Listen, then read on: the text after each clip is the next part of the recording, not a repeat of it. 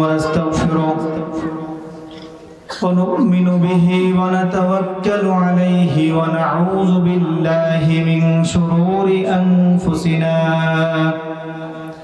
ومن سيئات أعمالنا من يهده الله فلا مضل له ومن يضلله فلا هادي له ونشهد أن لا إله إلا الله وحده لا شريك له ونشهد أن سيدنا وحبيبنا ومولانا محمدا عبده ورسوله صلى الله تعالى عليه وعلى آله وأصحابه وبارك وسلم تسليما كثيرا أما بعد فأعوذ بالله من الشيطان الرجيم بسم الله الرحمن الرحيم وعباد الرحمن الذين يمشون على الأرض هونا وإذا خاطبهم الجاهلون قالوا سلاما وجاء في الحديث أن النبي صلى الله عليه وسلم يدرس الإسلام كما يدرس وشء السوم حتى لا يدرى ما صيام ولا صلاة وما نسك وما صدقة أو كما قال عليه الصلاة والسلام إن الله وملائكته يصلون على النبي يا أيها الذين آمنوا صلوا عليه وسلموا تسليما সবাই দুরূদ শরীফ পড়ি আল্লাহুম্মা সাল্লি আলা মুহাম্মাদ ওয়া আলা আলি মুহাম্মাদ কামা সাল্লাইতা আলা ইব্রাহিম ওয়া আলা আলি ইব্রাহিম ইন্নাকা হামিদুম মাজিদ আল্লাহুম্মা বারিক আলা মুহাম্মাদ ওয়া আলা আলি মুহাম্মাদ كما باركت على إبراهيم وعلى آل إبراهيم إنك حميد مجيد সর্বপ্রথম আল্লাহর দরবারে শুকরিয়া আদান বলছি আলহামদুলিল্লাহ। কোরাখাল তাহফিজুল কোরআন নুরানি ও হাফিজিয়া মাদ্রাসার উদ্যোগে প্রথম তাফসীরুল কোরআন মাহফিলের সম্মানিত সভাপতি, আমন্ত্রিত উলামায়ে কেরাম এবং সামনে উপবিষ্ট দিন প্রিয়, ইসলাম প্রিয়, ঈমান প্রিয় ভাই এবং শ্রদ্ধেয় বাবারা, পর্দার অভ্যন্তরে অবস্থানরতা শ্রদ্ধেয়া সম্মানিতা মা ও বোনেরা, সর্বপ্রথম মহান মালিকের দরবারে দিল থেকে কালিমাতুশ শুকর আদায় করছি, যিনি আমাদেরকে এই তাফসীরুল কোরআন মাহফিলে আসার, বসার, সহযোগিতা করার, পরামর্শ দেওয়ার, অংশগ্রহণ করার সুযোগ দিলেন। দিল থেকে মালিকের প্রশংসা করে উচ্চ কণ্ঠে বলে আলহামদুলিল্লাহ। আরো শুকরিয়া আদায় করছি যিনি আমাদেরকে আখিরি নবী, শ্রেষ্ঠ নবী, মহানবী মুহাম্মদুর রাসূলুল্লাহ সাল্লাল্লাহু আলাইহি ওয়াসাল্লামের শ্রেষ্ঠ উম্মত বানাইছেন। এই জন্য আবারও উচ্চ কণ্ঠে মালিকের প্রশংসা করছি আলহামদুলিল্লাহ। আপনারা আমার সাথে একটা দোয়া পড়বেন, আল্লাহর প্রশংসার একটা দোয়া আমি বলবো, আপনারা আমার সাথে সাথে বলবেন। বলেন, ইয়া রব্বি লাকাল হামদু কামা ইয়ানবাগি লিজালালি ওয়াজহিক ওয়া লিআযীমি সুলতানিক। এই যে আল্লাহর প্রশংসার বাক্যটা পড়লাম, লাভ না লস? একটু শুনেন লাভটা কি, এরপর আমি আলোচনা শুরু করব। ইবনে মাজাহ শরীফের হাদিস নাম্বার 3801 নাম্বার।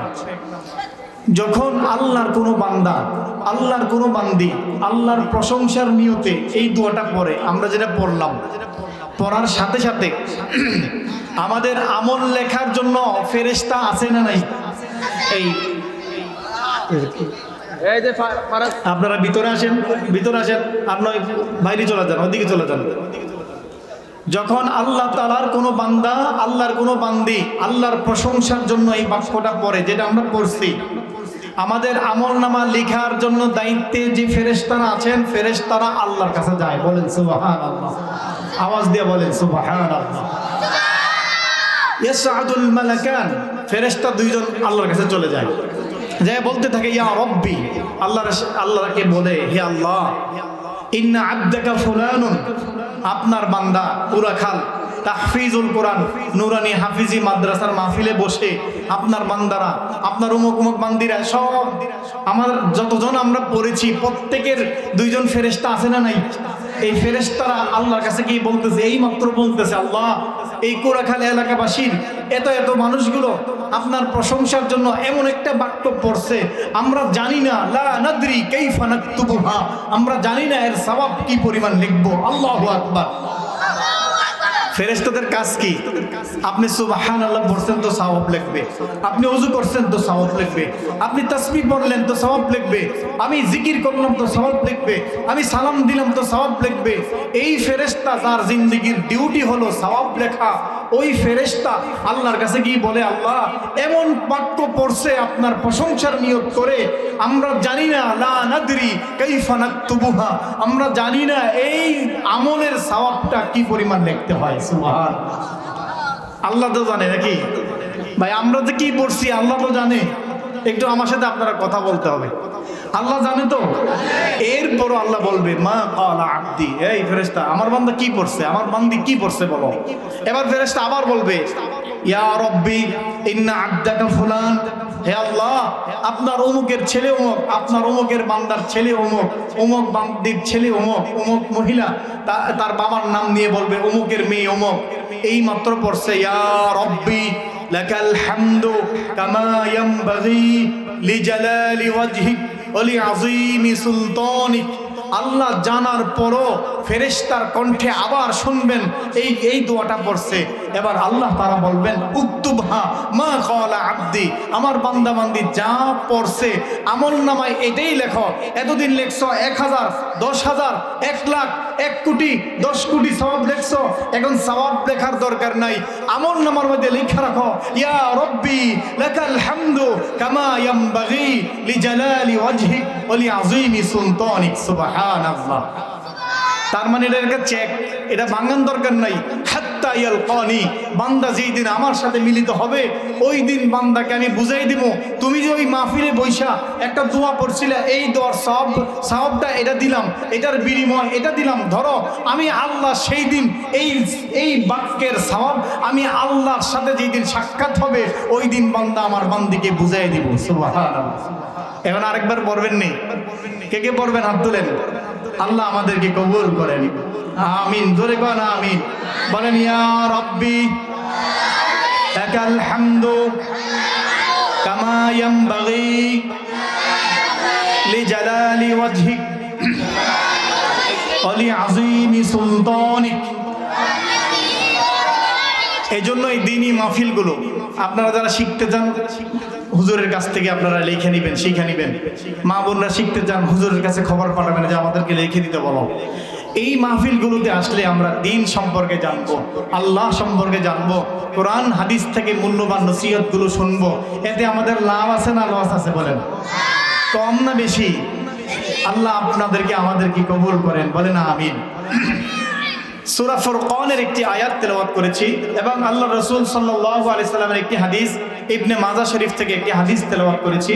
দুইটা সমন্বয় করে আমরা কিছু গুরুত্বপূর্ণ কথা শুনবো তো ইনশাআল্লাহ।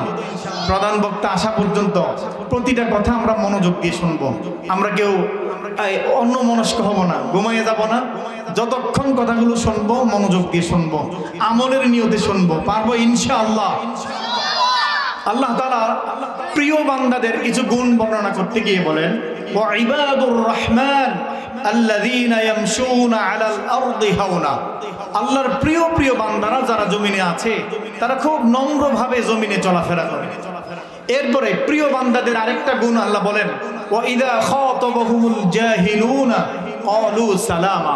আমার প্রিয় বান্দা যারা তারা মূর্খদের সাথে, সমাজের অশিক্ষিত মূর্খ, এই অশিক্ষিত মূর্খ এটা বোঝাবো পরে, এই মূর্খদের সাথে তারা ঝগড়া করে না, বিবাদ করে না।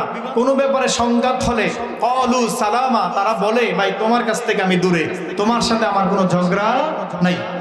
মুহতারাম, এই মূর্খতা সম্পর্কে, জাহালাত সম্পর্কে, অজ্ঞতা সম্পর্কে আমরা কিছু কথা শুনবো। আমাদের জন্য যেই কথাগুলো জরুরি আমরা গ্রহণ করব, যেগুলো ছেড়ে দেওয়া জরুরি আমরা ছেড়ে দিব। মূর্খতা হচ্ছে একটা অভিশাপ এই জমিনে। মূর্খতা, অজ্ঞতা, জাহালাত এটা অভিশাপ। অনেকে বলবেন হুজুর আমরা তো প্রাতিষ্ঠানিক লেখাপড়া করি নাই, আপনি কি আমাদেরকে উদ্দেশ্য করে বলছেন? না, পুরো আলোচনা শুনেন, আপনাদেরকে না, উদ্দেশ্য না। আমরা যেই বিষয়গুলো বলবো এগুলো আমাদের সমাজের বেদি, এই সমাজের মধ্যে এই রোগগুলো আছে, আমি আপনাদেরকে চিহ্নিত করে করে আপনাদের সামনে পেশ করব। ওই জাহালাত, মূর্খতা, আল্লাহ সম্পর্কে অজ্ঞতা, নবী সম্পর্কে অজ্ঞতা, কোরআন হাদিস সম্পর্কে অজ্ঞতা, মূর্খতা, এটা হচ্ছে এক অভিশাপ, এই জমিনের অভিশাপ। এবং আল্লাহ তাআলার দরবারে ওই ব্যক্তির মর্যাদা কমার এক বড় মাধ্যম হলো এই মূর্খতা, জাহালাত। কিভাবে?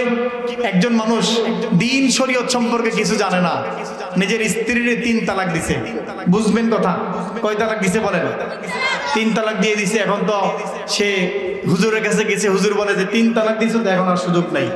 সে চিন্তা করছে আমার এত শিক্ষা দীক্ষা নাই, দরকার নাই, কেউ ওরা জানানো দরকার নেই, ঘরোয়াভাবে আবার তবা করে এরকম স্ত্রী নিয়ে সংসার করছে।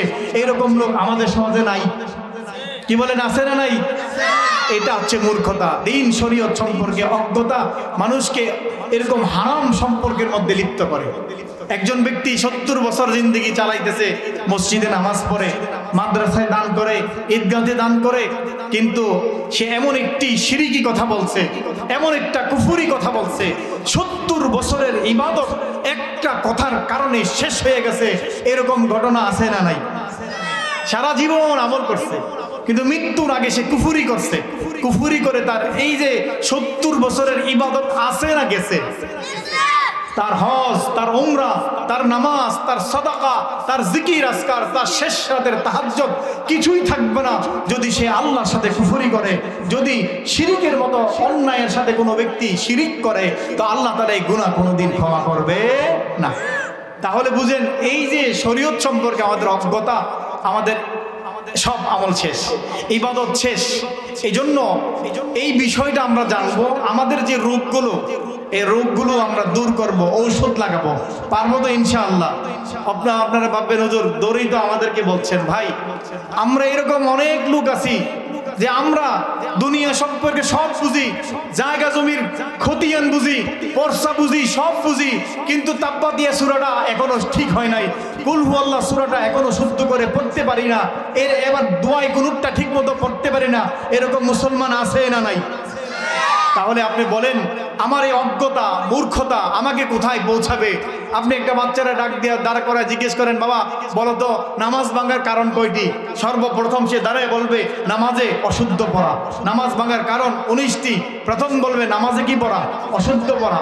আমি 60 বছর জিন্দেগি চালাইতেছি, আমি দোকানদারি বুঝি, আমি ব্যবসা বুঝি, জমি জামার সব হিসাব বুঝি, আমি বিয়ে শাদী বুঝি, আমার বাচ্চাও হয়, সব বুঝি, কিন্তু আমি এখনো পর্যন্ত দোয়ায় কোনো বিশুদ্ধ পড়তে পারি না। তাহলে বলেন, এই সমাজে এই রোগ আছে না নাই? সব তো বুঝে, কিন্তু তাব্বাতিয়া সূরাটা হুজুর আল্লাহ মাফ করবে, এরকম আল্লাহ মাফ করবে চিন্তা করনেওয়ালা লোক আছে না নাই? এই জন্য এই বিষয়টা আমরা জানবো, এই বিষয় সম্পর্কে আমরা বিস্তারিত কথাগুলো শুনবো এবং আমরা একটু সচেতন হওয়ার চেষ্টা করব। ওমা তাওফীকি ইল্লা বিল্লাহ, তৌফিকের মালিক কে? আল্লাহ। আপনারা ভাববেন হুজুর আমার জবান শক্ত, পান খাইতে খাইতে শক্ত, আমি এখন সূরা মস্ক করলে পারবো না। ভাই, গত কিছুদিন আগে পত্রিকা আসছে, পাকিস্তানের এক মুরব্বী, 80 বছর বয়স কত? 80। উনি চিন্তা করছে আমি কোরআনের হাফেজ হবো। ওনার ছেলের ঘরের নাতি, এই নাতিদের সাথে উনি মাদ্রাসায় ভর্তি হয়েছে। 3 বছর মাদ্রাসায় নিয়মতান্ত্রিক পড়াশোনা করে আল্লাহর কোরআনের হাফেজ হয়েছে। বলেন সুবহানাল্লাহ। সম্ভব না অসম্ভব? সম্ভব, যদি চেষ্টা করে সম্ভব। তাহলে মূর্খতা, অজ্ঞতা এটা হচ্ছে একটা অভিশাপ। এটা আমার জিন্দেগির জন্য এক ভয়ঙ্কর রূপ ধারণ করবে কিয়ামতের ময়দানে। কিয়ামতের দিন যদি বলি আল্লাহ আমি জানতে পারি নাই, এটা চলবে না, এই অজুহাত চলবে না। এই জন্য মুহতারাম, এই বিষয়টা আপনাদের সামনে আমি বিস্তারিত পেশ করতেছি। জাহালাত মানে কি? অজ্ঞতা। এই যে মূর্খতা, এইটার প্রকারভেদটা আপনাদেরকে বলি। একজন লোক অনেক পড়াশোনা করছে, সার্টিফিকেটের এরকম ওজন করলে ছোট ছোট বাচ্চারা আলগি দিতে পারবে না, ওজন করতে পারবে না, কিন্তু জানাজার নামাজে এসে সালাম দিতেও সঠিকভাবে পারে না। সালাম দে আসসালামু আলাইকুম আছে না নাই? সালাম পারে না। নিজে জানাজার নামাজের দোয়া পড়তে হয় জানে না, কিন্তু সার্টিফিকেট আছে, লন্ডন থেকে পিএইচডি করা আছে, নিজের মধ্যে এত যোগ্যতা, কিন্তু নামাজের দোয়া কুনুত পারে না। তাহলে মূর্খতার প্রকারের মধ্যে এক নাম্বার হলো যে রব সম্পর্কে জানে না। যে রব আমাকে সৃষ্টি করেছেন সে রব সম্পর্কে জানে না। যিনি আমাকে খাওয়ান এই রব সম্পর্কে জানে না।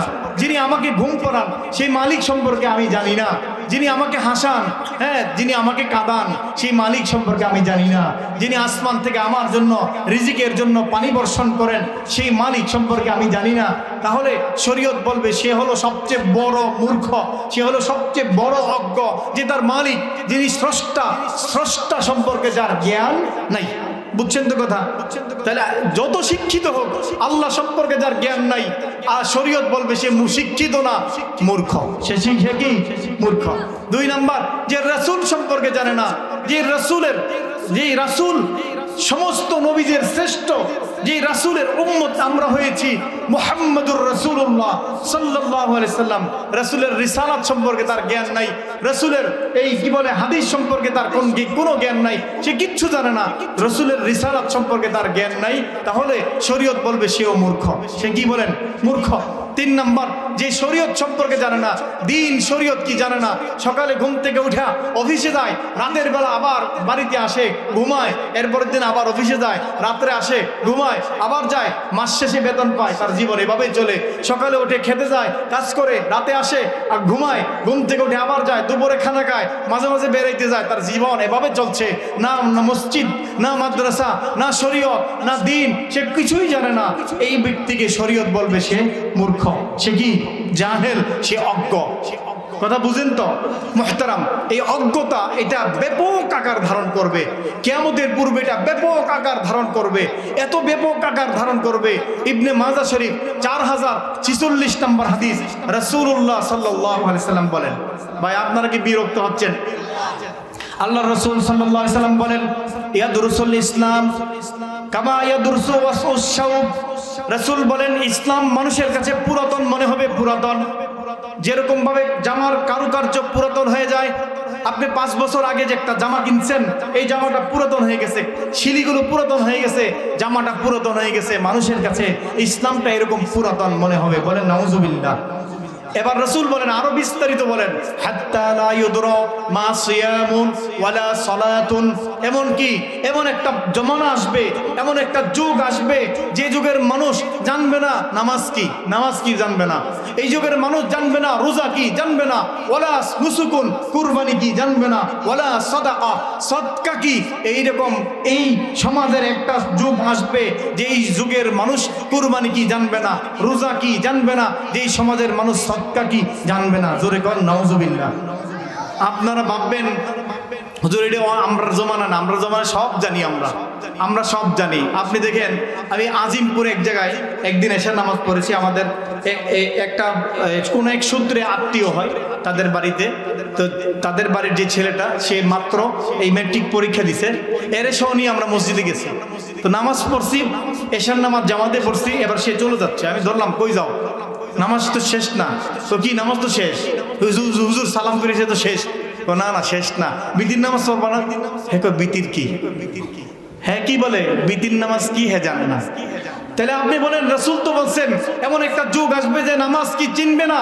আপনি আপনার সন্তানকে যদি নামাজি না বানান, আপনার সন্তানকে যদি কুরআন তাহফিজুল কোরআনে ভর্তি না করান, সে নামাজ জানবে না, সে রোজা কি জানবে না, সে তেলাওয়াত কি বুঝবে না, তাশাহুদ, দুরূদ শরীফ, দোয়া মাসুরা চিনবে না। এইগুলো শিখাইতে হয় সন্তানকে, প্রজন্মের পর প্রজন্ম এগুলো শিখাইতে হয়। না শিখাইলে সে বলবে যে বিতির নামাজ কি। আমি বললাম, তোমার মা বাবা কি কখনো পড়ে না? বলে, আব্বা আম্মা কোনোদিনই নামাজ পড়ে না।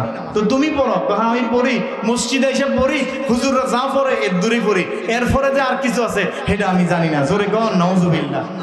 এটা বেশি দূরের কথা বললাম না, এই যুগের কথা বললাম। এই যুগেও আছে যে নামাজ, বিতির নামাজ জানে না। আপনারা কি রাগ হচ্ছেন? রাসূলুল্লাহ সাল্লাল্লাহু আলাইহি ওয়াসাল্লাম বলে গেছেন, এটা ১৫০০ বছর আগের কথা বলতেছে। রাসূল বলেছেন তারা দুনিয়া সম্পর্কে জানবে, আলিমুম বিদ দুনিয়া জাহিলুম বিল আখিরা, সে দুনিয়ার পিএইচডি করবে, দুনিয়ার সমস্ত শিক্ষায় সে A+ পাবে, গোল্ডেন করবে, কিন্তু সে নামাজ জানবে না, রোজা জানবে না, তাশাহুদ জানবে না, দুরূদ শরীফ জানবে না। এরকম একটা জমানা আসবে তার অনেক শিক্ষা, অনেক দীক্ষা, অনেক জ্ঞান, কিন্তু শরীয়ত সম্পর্কে অজ্ঞ। এইরকম লোক আমাদের সমাজে নাই। থাকলে বলবেন আছে, না থাকলে বলবেন না। এইরকম লোক আমাদের সমাজে নাই, আছে। মুহতারাম, এবার এই ছেলের সম্পর্কে বুঝলেন। আমাদের ডক্টর আব্দুর রহমান আরিফি, উনি সৌদি আরবের একজন বড় ডাক্তার বা বড় ডক্টর, একজন পিএইচডি করা বড় আলেম। উনি একদিন বয়ানে বলছেন, ওনারে রমজান মাসে এক প্রফেসর ফোন দিছে, দিয়ে কয়, স্যার হুজুর আমি তো প্রস্রাব পায়খানা এখনো আটকে রাখছি, এই আসরের টাইম হয়ে গেছে, এখন প্রস্রাব করে দিলে বা পায়খানা করলে রোজা কি ভেঙে যাবে? আপনারা বলেন রোজা ভাঙবে? তার মানে উনি জানে না যে প্রস্রাব করলে যে রোজা ভাঙে না, পায়খানা করলে রোজা ভাঙে না। এটাও একটা ইউনিভার্সিটির প্রফেসর জানে না। আপনি মনে করবেন উনি কি মূর্খ? না, দুনিয়ার জাগতিক অনেক জ্ঞান তার মধ্যে আছে, কিন্তু আখিরাতের কোনো জ্ঞান কি বলেন আছে? নাই। মুহতারাম, এই জন্য রাসূল বলেছেন আলিমুম বিদ দুনিয়া, সে দুনিয়া সম্পর্কে জানবে, জাহিলুম বিল আখিরা, কিন্তু কি থাকবে? আখিরাত সম্পর্কে অজ্ঞ হবে। এবার আপনাদেরকে দিয়ে বুঝাই।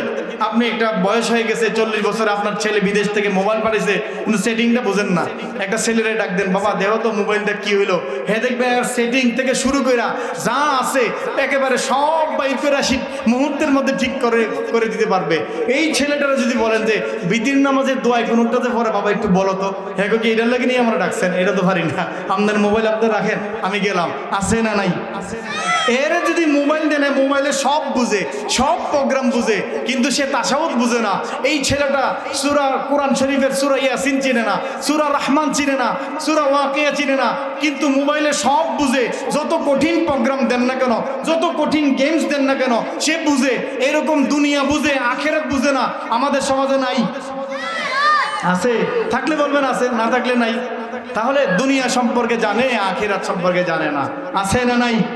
মুহতারাম, আমরা কিতাবে পড়ছি, মুসলিম শরীফের একটা হাদিসের ব্যাখ্যায় আমাদের ওস্তাদ বলছেন যে মূর্খ মানুষ যারা, তারা মানুষের কান কথা শুনে বেশি, কান কথা শুনে বেশি।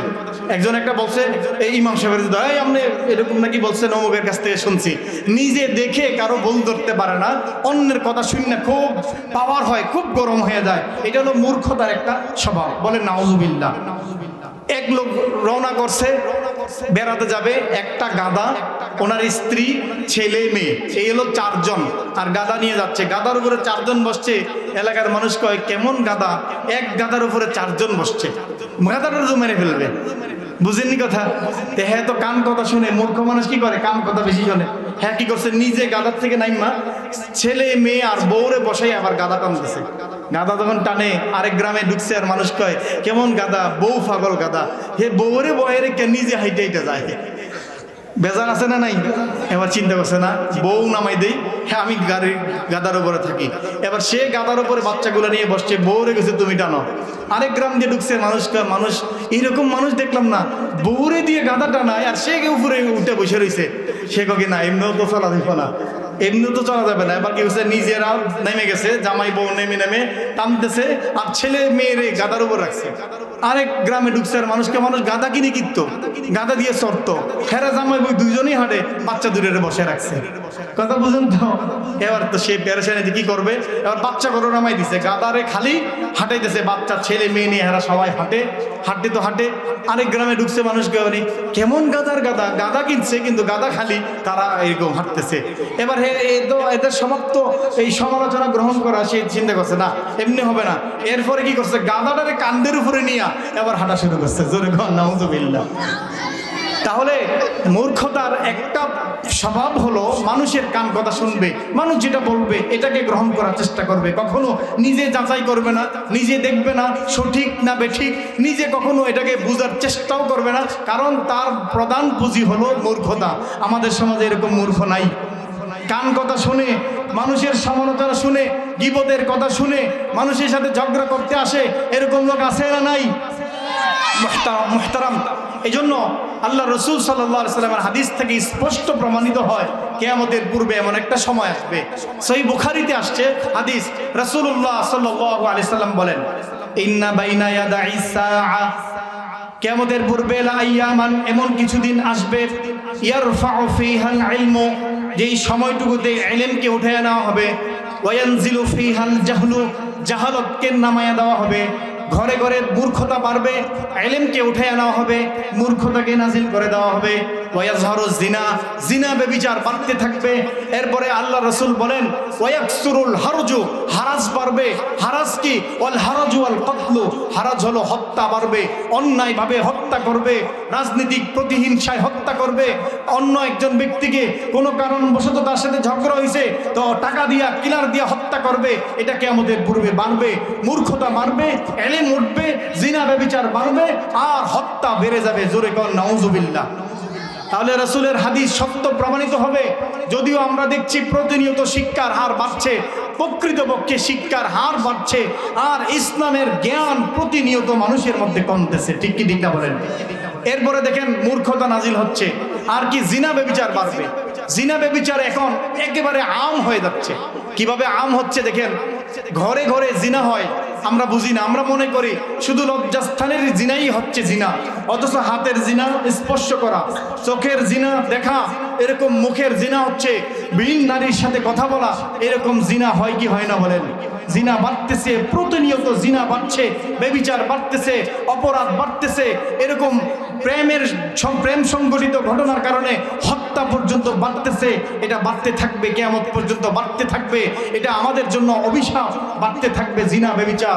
যদি এই মাদ্রাসাগুলো না থাকতো, মসজিদগুলো না থাকতো, উম্মতের আলেমরা যদি না থাকতো, এই দ্বীনি মাহফিলগুলো না থাকতো, মানুষ আরো বেশি হিংস্র হইতো, জানোয়ারের মতো মানুষের আচরণ আরো বেশি হিংস্র হয়ে যেত। জোরে করে ঠিক কি ঠিক না? হত্যা বাড়বে, হত্যা, অন্যায়ভাবে মানুষ হত্যা করবে। আপনারা দেখেছেন ইনসাফের কথা বলেছে শহীদ শরীফ ওসমান হাদি, যখন ইনসাফের কথা বলেছে, ইনসাফের জন্য লড়াইয়ের জন্য মাঠে নেমেছে, তখন এক শ্রেণীর মানুষের সহ্য হয় নাই, তখন দিল্লিতে বসা দাদাবাবুদের সহ্য হয় নাই, তখন এই দেশের স্বৈরাচারদের, পূর্বের স্বৈরাচাররা যারা দীর্ঘদিন পর্যন্ত এই জমিনে জুলুম আর অত্যাচার, আলেম উলামাদের উপর অন্যায়ভাবে নির্যাতন আর অত্যাচার করেছিল, তাদের সহ্য হয় নাই। যখন ইনসাফের জন্য দাঁড়ায় গেছে, তখন তাকে প্রসিদ্ধ কিলারের মাধ্যমে হত্যা করছে। জোরে কোন ঠিক কি ঠিক না? আপনি দাঁড়ায় যান, আপনি দাঁড়ায় যান, দেখবেন আপনার বিপক্ষেও এরকম অপশক্তিগুলো দাঁড়ায় যাবে আপনাকে হত্যা করার জন্য। এই হত্যা আমাদের এই সমাজে বেড়ে গেছে, আরো বাড়তে থাকবে যদি আমরা এক আর ঐক্য না হই। আমাদের ঐক্যবদ্ধ শক্তিকে যদি আমরা ইসলামের জন্য ব্যয় করতে না পারি, তো অদূর ভবিষ্যতে আপনিও নিরাপদ না, আপনার ঘরে আপনার স্ত্রী নিরাপদ না, আপনার ঘরে আপনার সন্তানরা নিরাপদ না। জোরে কোন ঠিক কি ঠিক না? এই জন্য ইনসাফের লড়াইয়ে যখন কোনো ইনসাফওয়ালা ব্যক্তি দাঁড়িয়ে যাবে, তার পক্ষে আমরা সবাই থাকবো। জোরে কোন ইনশাআল্লাহ? থাকবো তো ইনশাআল্লাহ? একটা তাকবীর দেন, নারায়ে তাকবীর, নারায়ে তাকবীর। কিয়ামতের পূর্বে এই অজ্ঞতা বাড়বে, জিনা ব্যভিচার বাড়বে, মূর্খতা বাড়তে থাকবে। আল্লাহ রাসূল সাল্লাল্লাহু আলাইহি সাল্লাম বললেন, অপর আরেকটা হাদিস শোনাচ্ছি আবু দাউদ শরীফ থেকে। রাসূলুল্লাহ সাল্লাল্লাহু আলাইহি সাল্লাম বললেন, ইদা দুইয়াতিল আমানাতু ফান্তাজিরিস সাআ, যখন দেখবা আমানতের খেয়ানত হয়, তখন তোমরা কিয়ামতের অপেক্ষা করবা। আমানতের খেয়ানত হলে কি করবেন? কিয়ামতের অপেক্ষা করতে রাসূল বলেছেন। সাহাবা ইকরাম জিজ্ঞেস করলেন, কাইফা ইদাআতুহা ইয়া রাসূলুল্লাহ, হে আল্লাহর রাসূল, আমানতের খেয়ানতটা কেমনে হয়? আমানতের খেয়ানত কিভাবে হয়? নবী আলাইহিস সালাতু ওয়াস সালামকে সাহাবা ইকরাম জিজ্ঞেস করলেন। রাসূলুল্লাহ সাল্লাল্লাহু আলাইহি সাল্লাম বললেন, ভাই শুনেন তো আমার কথা। রাসূল বললেন, যখন ইলা উসনিদাল আমরু ইলা গায়রি আহলিহা, যখন অযোগ্য ব্যক্তির হাতে জাতীয় নেতৃত্ব দেওয়া হবে, তখন মনে করবা আমানতের খেয়ানত হবে। যখন আমানতের খেয়ানত হবে, তখন তোমরা কিয়ামতের অপেক্ষা করবে। হাদিস বুঝছেন তো? অযোগ্য ব্যক্তিদেরকে যখন আপনারা দায়িত্বের মধ্যে দিবেন, রাষ্ট্রীয় দায়িত্বে দিবেন, বড় কোনো পদে অলঙ্কৃত করবেন, আপনার এই ভোটের এই আমানতের মাধ্যমে একজন অযোগ্য ব্যক্তি যখন দায়িত্বের মধ্যে যাবে, তখন সে খেয়ানত করবে। দেখো, তখন দেখবেন তার বাড়ির যে ড্রাইভারের শালার ফুত, মানে ড্রাইভারের শালার ছেলে, হের যেই পাওয়ার, এই পাওয়ারও আপনি মনে করবেন একটা এমপি মন্ত্রীর পাওয়ারের চেয়ে বেশি আছে না নাই? তাহলে যখন অযোগ্য ব্যক্তিকে যখন আপনি বড় দায়িত্বের মধ্যে পৌঁছে দিবেন, রাসূল বলেছেন তখন কিয়ামতের অপেক্ষা করবা। যখন অযোগ্য ব্যক্তিরা সমাজে দায়িত্বপ্রাপ্ত হবে, হুজুর বলছে যে না, এই সংসার হবে না, শরীয়তের বিধান মধ্যে এটা আলাদা। আচ্ছা হুজুর আপনি যান, দোয়াটা করে দিছে, হুজুর চলে গেছে। এবার হুজুররা তো হুজুরের মাসলা বলছে, আমগো একটা বিবেক আছে না, 4টা বাচ্চা লয়ে মহিলাটা কই যাবো, তারা দমকে টমকে মিলাই দিছে। এরকম মাতবর আমাদের সমাজে নাই। শরীয়তের মাসলা একদিকে, ওই মাতবরদের মাসলা আরেকদিকে। এইরকম অযোগ্য ব্যক্তিরা যখন সমাজে মাতবরি করবে, সমাজে নেতৃত্ব করবে, সরদারগিরি করবে, তখন এই এলাকার জন্য আল্লাহর আযাব হালাল হয়ে যাবে। জোরে কর নাউজুবিল্লাহ। আছে না নাই? ভাই কেউ কষ্ট নেবেন না, আমি শুধু সমাজের সাথে মিলিয়ে দিচ্ছি।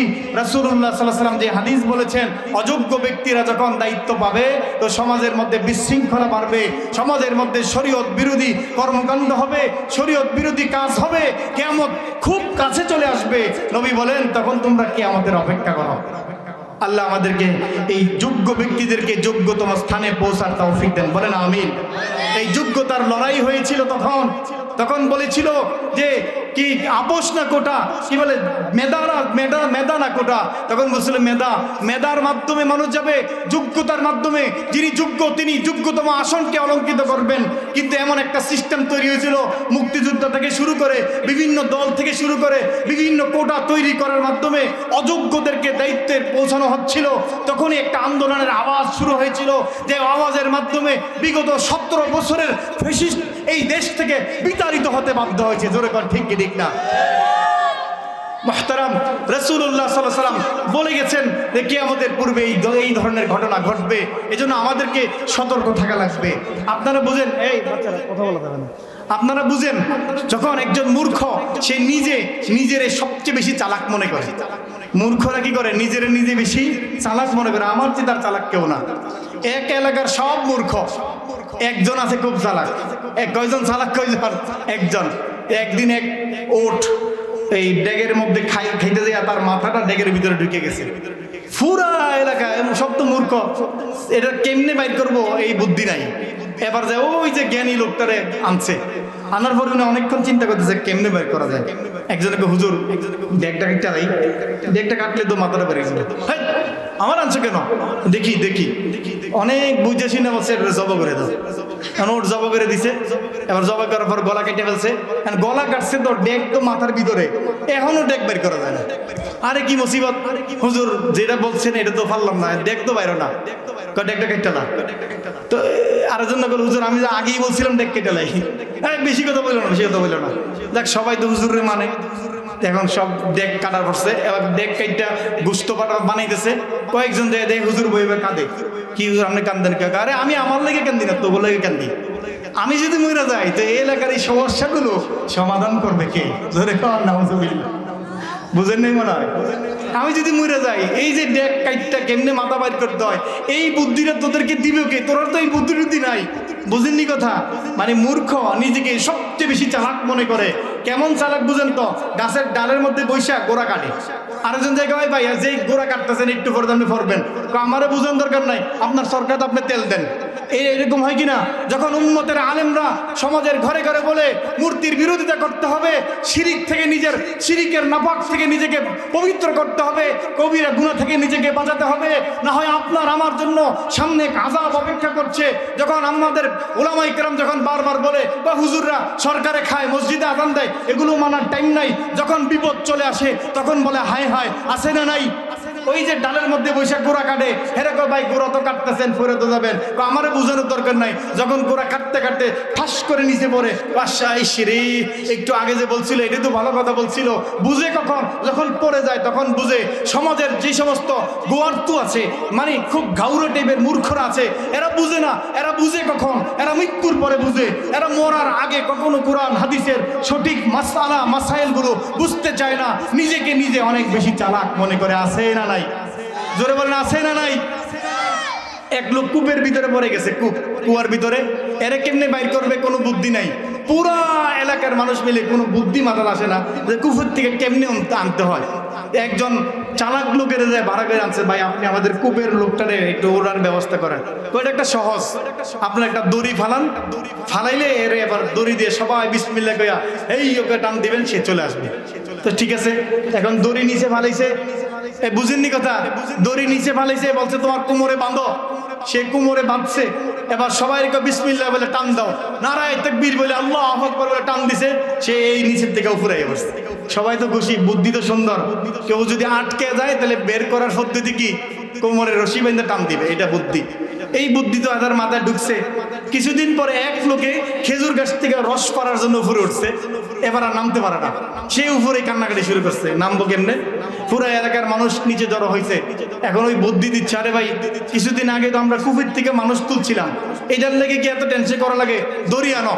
সবাই মিলে দড়ি আনছে, আইনা খেজুর গাছে ফালাইছে, ধরো দড়িটা তোমার কোমরে জোরে বাঁধো। হেও জোরে বাঁধছে, এবার সবাই জোরে করে হেইও করে টান দাও। এই যে টান দিছে, হ্যাঁ আসে না গেছে? বুঝেন নাই মনে আসে না গেছে? এই হলো মূর্খতা। সমাজে যখন মূর্খতা বাড়বে তখন মূর্খ নিজেরে নিজে সবচেয়ে বড় জ্ঞানী মনে করবে। জোরে কর নাউজুবিল্লাহ। এটার ক্ষতিটা কেমন, এই ক্ষতিটা বুঝেন। আবু দাউদ শরীফের 336 নম্বর হাদিস, হযরত জাবের ইবনে আব্দুল্লাহ রাদিয়াল্লাহু তাআলা আনহু থেকে হাদিসটা বর্ণিত। তিনি বর্ণনা করেন যে আমরা একটা সফরে গেলাম, আপনাদের মনোযোগ আছে তো? আমরা একটা সফরে গেলাম, সফরে যাওয়ার পথে আমাদের একজন সাথী মাথায় আঘাতপ্রাপ্ত হয়েছে। ভাই আঘাতপ্রাপ্ত হয়েছে কোথায়? মাথায়। মাথায় আঘাতপ্রাপ্ত হয়েছে, ওনার মাথা ফেটে গেছে, প্রচুর রক্তক্ষরণ হয়েছে। আমাদের যুগের মতো আধুনিক হাসপাতাল নাই যে ব্যান্ডেজ করে রক্ত বন্ধ করবে, তোর ওই গামছা দিয়ে বাঁধছে, রক্ত অনেক ক্ষরণ হয়ে খুব দুর্বল হয়ে গেছে। লম্বা সফর করে ফিরতেছিল, প্রচুর ঠান্ডা ছিল, প্রচন্ড ঠান্ডায় যখন ফিরতেছিল, রাতের বেলা ওনার ঘুমের মধ্যে গোসল ফরজ হয়েছে। আমরা কিতাবে পাইছি যে গোসল দুই কারণে ফরজ হয়, যে একটা হচ্ছে যে খুব এই দীর্ঘদিন স্ত্রীর কাছ থেকে দূরে থাকার কারণে, আরেকটা হচ্ছে খুব দুর্বলতার কারণে। মনে করে একটা ভ্যান গাড়ি খুব ভারী, সে ধাক্কা দিতে যাইও অনেকের গোসল ফরজ হইতে পারে যদি সে দুর্বল হয়। তো উনি তো অনেক বেশি দুর্বল, হ্যাঁ কিতাবে এই মাসলা আসছে, তো জোরে ধাক্কা দিতে যায় গোসল ফরজ হয়ে গেছে, অনেক দুর্বল। তো উনি যে রক্তক্ষরণ হতে হতে এত দুর্বল হয়েছে, রাতের বেলা ওনার গোসল ফরজ হয়েছে। পানি এত পরিমাণ ঠান্ডা, আরব দেশ। উনি সাহাবীদেরকে বলতেছেন, ভাই আমার জন্য একটা মাসলা বের করো, আমি যেন গোসল না করে তায়াম্মুম করলে হয় কিনা দেখো। তো সাহাবীদের তখন পর্যন্ত তায়াম্মুমের মাসলা শুধু ওযুতে তায়াম্মুম করা যায় এটা জানতো, গোসলেরও যে তায়াম্মুম আছে এটা জানতো না। ওনারা বলছে, না ভাই তোমার তো মাথা ফাটছে, মাথা দরকারে ভিজাইও না, বাকিটা তো ভিজাও, এইভাবে তুমি গোসল করো। ওনারে বলে টলে সবাই মিলে পানিতে নামাইছে। উনি তো এমনিতেই দুর্বল ছিলেন, অতিরিক্ত রক্ত বের হওয়ার কারণে উনি এত পরিমাণ এই ঠান্ডাটা অসহ্য হয়েছে যে পানি থেকে ওঠার পরে উনি মারা গেছেন। সাহাবীদের ঘটনা, আবু দাউদ শরীফের 336 নম্বর হাদিস। এখন উনি যে মারা যাওয়ার পরে ওনারা ওখানেই কাফন দাফন করে শেষ করে রাসূলের দরবারে আসছেন। রাসূলুল্লাহ সাল্লাল্লাহু আলাইহি সাল্লামকে যখন শোনালেন, ইয়া রাসূলুল্লাহ আপনার সাহাবী এরকম হয়েছিল, তার গোসল ফরজ হয়েছিল, আমরা তো বলছি যে এই তায়াম্মুম করার কোনো সুযোগ নাই, গোসল করতে হবে, গোসলের কারণে সে মারা গেছে। নবীজি কি বললেন শুনেন। নবীজি বলতেছেন, কাতালুহু, তারা তাকে হত্যা করেছে, সে এমনি মারা যায় নাই, বরং তারা হত্যা করেছে। কাতালাহুমুল্লাহ, আল্লাহ তাদেরকে ধ্বংস করবে, যারা ছিল তাদেরকে আল্লাহ ধ্বংস করবে। কাতালাহুমুল্লাহ আল্লাহ সালু ইজলাম ইয়ালামু, তারা কেন জিজ্ঞেস করলো না যখন তারা জানে না? অজ্ঞতার চিকিৎসা। আমরা যখন জানি না তখন আমরা জানার জন্য উলামায়ে কিরামের কাছে যাব, আমরা আলেমদের শরণাপন্ন হব, জানবো। রাসূল বলেন তারা যেহেতু জানে না, তারা কেন জিজ্ঞেস করলো না? এই হত্যার মূল দায় ওই সাহাবীরা যারা ওখানে ছিল, তারা কেন জিজ্ঞেস করলো না? ইন্নামা শিফাউল আইয়ি আস-সুয়াল, কারণ অজ্ঞতার চিকিৎসা হলো সুয়াল, প্রশ্ন করে আমার কাছ থেকে জেনে নিত। এখন চিন্তা করেন, এই সাহাবী জাবির ইবনে আব্দুল্লাহ রাদিয়াল্লাহু তাআলা আনহুর বর্ণিত হাদিস থেকে আমরা জানতে পারি যে অজ্ঞতার চিকিৎসা হলো জেনে নেওয়া। আমরা যেটা জানি না আমরা উলামায়ে কিরামের কাছ থেকে জানবো, আমরা মানবো, আমল করব। যদি আমল না করি তো আল্লাহর কাছে আমরা ধরা থাকবো, আল্লাহর কাছে আমরা শাস্তি পাবো। যদি বলে আল্লাহ আমরা জানতাম না, এরকম বলার সুযোগ আছে তো? অনেকে বলবো হুজুর আমরা সুযোগ পাই নাই। দেখেন জানুয়ারি এই যে 31 তারিখ, ডিসেম্বরের 31 তারিখ 31st নাইট, এই রাতে অনেক যুবকরা, অসংখ্য যুবকরা এই রাত্রকে উদযাপন করে, রাতে বাজি ফুটায়, ডিজে পার্টি করে, আনন্দ করে, নতুন বৎসরকে এরকম সাদরে গ্রহণ করে। কিন্তু সে জানে না এই নতুন বৎসরকে গ্রহণ করা, পুরাতন বছরকে বিদায় দেওয়া, এটা রোমান পত্তলিকরা এটা পূজা হিসেবে জানুস দেবতার পূজা করত, কিন্তু সে তো পূজা করে না। সে তাদের অনুরূপ হয়ে যখন এরকম নতুন বছরকে স্বাগত জানায়, সে শিরিকের সাথে সম্পৃক্ত হয়, সে গুনাহের সাথে সম্পৃক্ত হয়। যদি আল্লাহর কাছে বলে আল্লাহ আমরা জানতাম না যে নতুন বছরে এরকম স্বাগত জানাইলে শিরিক হয়, এটা জানতাম না, মায়ের কি মাটিত ফরব? বলেন সুযোগ আছে? মনে করেন একটা আপেল ডাক্তারে জানে এটার মধ্যে 20 ধরনের ভিটামিন আছে, এটা ডাক্তারে খাইছে, ভিটামিন ডাক্তারে পাবে কি পাবে না? পেটে ভিটামিন যাবে তো? একজন রিক্সাওয়ালা সে জানে না আপেলের কোনো ভিটামিন নাকি, সে নিচে খাইছে, এর ভিতরে কোনো ভিটামিন যাবে? যাইতো না। মূর্খ মানুষ তো, ভিতরে ভিটামিন যেত না। কি বুঝেন না মনে? ডাক্তারে জানে এটার মধ্যে 20টা ভিটামিন আছে, খাইছে 20টা ভিটামিন তার দেহে গেছে, সে তো জানে। আরেকজন জানে না কিন্তু খাইছে আপেল, তার পেটে ভিটামিন যাবে না? যাবে, না জানলেও যাবে। সুতরাং আমাদের সমাজে যারা অজ্ঞতার কারণে গুনাহে লিপ্ত হয়, কবিরা গুনাহ করে, শিরিক করে, কুফরি করে, নতুন বৎসরকে এরকম স্বাগত জানাইতে যায়, যারা এরকম ভাবে কি করে এই বৎসবরণ করে, তারাও শিরিকের সাথে সম্পৃক্ত হয়। যদি বলে আমরা জানি না, এই না জানা আল্লাহর দরবারে গ্রহণযোগ্য হবে না। মুহতারাম, এই জন্য অজ্ঞতা, মূর্খতা আমাদের সমাজে, এই অজ্ঞতাকে দূর করার একটাই পদ্ধতি, আমাদের এই দ্বীনি মাদ্রাসাগুলো, দ্বীনি প্রতিষ্ঠানগুলো। আপনার সন্তানকে ভর্তি করাই দিবেন, আপনার নাতিকে ভর্তি করাই দিবেন। দেখেন যেটা আপনিও সুন্দর করে বলতে পারেন না, এটা এরা খুব সুন্দর করে এই ছোটবেলায় যখন পড়তেছে, তার জবান যখন একেবারে নরম আছে, এই নরম জবানে সে খুব সহজে কোরআন আয়ত্ত করছে, হাদিস আয়ত্ত করছে। এই জন্য এই দ্বীনি প্রতিষ্ঠানগুলো আমাদের ঈমান হেফাজতের দুর্গ।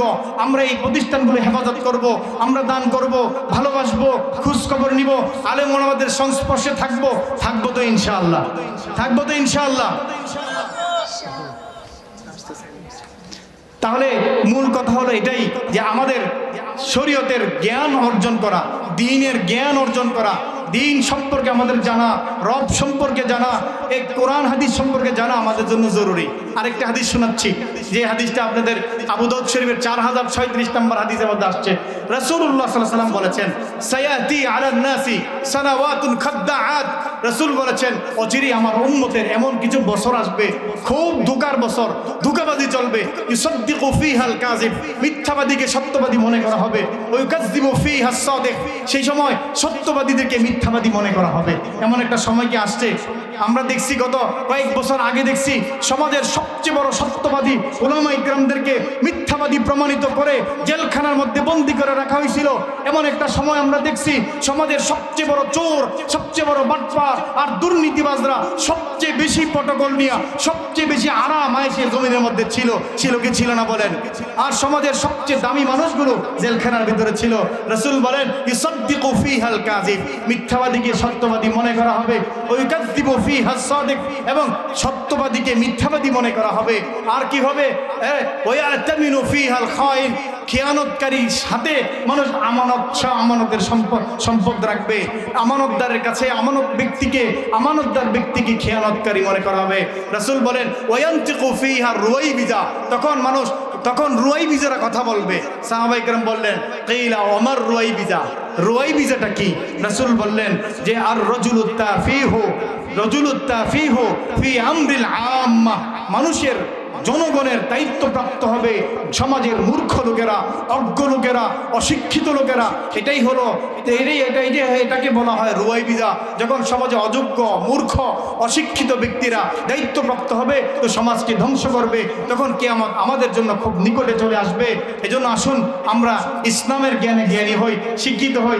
হযরত চলে আসছেন, হযরতের অনেক এই উপাধি আমি শুনেছি, আলোচনা শুনেছি যে আল্লাহ আপনাদের জন্য এলাকার একটা গৌরব। আপনারা খুব মনোযোগ সহকারে কথাগুলো শুনবেন। আল্লাহ তাআলা আমাদের সকলকে দ্বীনি কাজে, নেক কাজে অংশগ্রহণ করার তৌফিক দেন। এই দ্বীনি প্রতিষ্ঠানকে কবুল করেন, আপনাদের সকলকে কবুল করেন। আল্লাহ আমাদের সকলকে দ্বীনের কাজের উপর মৃত্যু পর্যন্ত থাকার তৌফিক দেন, বলেন আমিন। ওয়া আখির দাওয়ানা আলহামদুলিল্লাহি রাব্বিল আলামিন। আসসালামু আলাইকুম ওয়া রাহমাতুল্লাহি ওয়া বারাকাতুহু।